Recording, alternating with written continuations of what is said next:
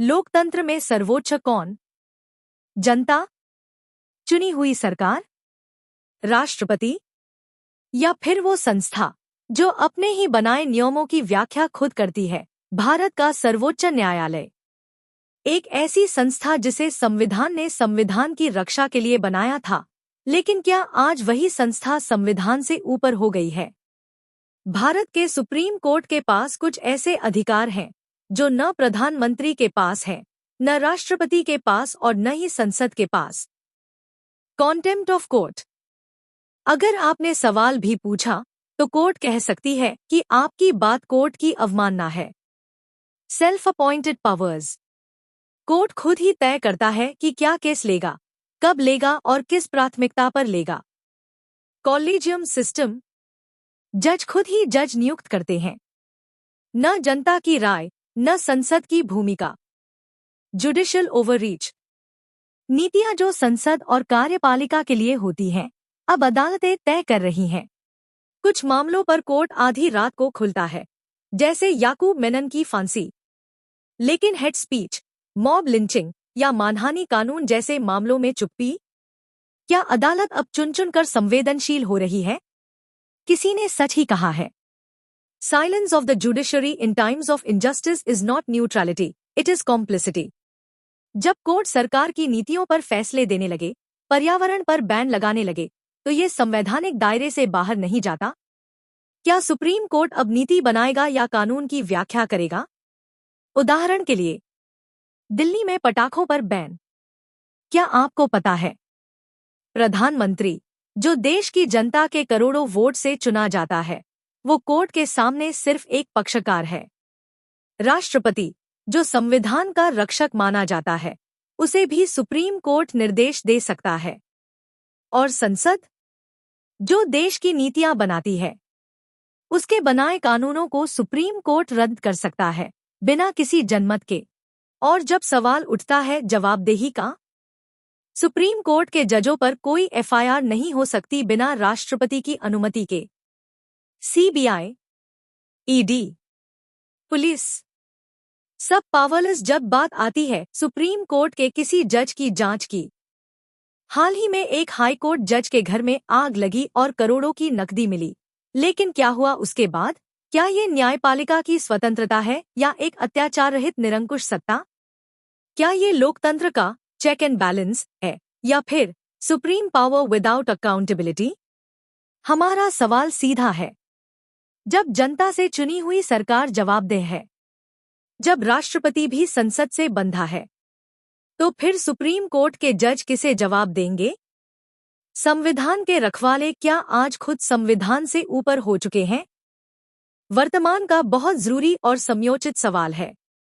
इस चरमराते न्याय के मंदिर में लोगों का विश्वास फिर कैसे लौटे? यह सवाल सिर्फ अदालत से नहीं, पूरे लोकतंत्र से जुड़ा है। कुछ व्यावहारिक और असरदार बदलाव जो जनता का भरोसा बहाल कर सकते हैं, वह हो सकते हैं। एक, न्यायपालिका में पारदर्शिता, transparency in judiciary. Collegium system की जगह एक स्वतंत्र और लोकतांत्रिक ज्यूडिशियल अपॉइंटमेंट कमीशन लाना। जजों की नियुक्ति और ट्रांसफर को लेकर सार्वजनिक कारण। रेटिंग सिस्टम और प्रक्रिया का प्रकाशन। 2, फैसलों में देरी नहीं, प्राथमिकता दी जाए। गंभीर संवैधानिक मामलों को शीघ्र सुनवाई के तहत लाना। केस ट्रियाजिंग सिस्टम लागू किया जाए जिससे प्राथमिकता के आधार पर सुनवाई हो। तकनीक का उपयोग कर फास्ट ट्रैक बेंचेस स्थापित की जाएं। 3, जजों की जवाबदेही, judicial accountability. Judicial standards and accountability bill को पास कर लागू किया जाए। कोई भी जज अगर भ्रष्टाचार, पक्षपात या शक्तियों का दुरुपयोग करता है, तो उसके खिलाफ सार्वजनिक जांच की प्रक्रिया तय हो। 4, सुनवाई का लाइव प्रसारण, लाइव स्ट्रीमिंग ऑफ हियरिंग्स।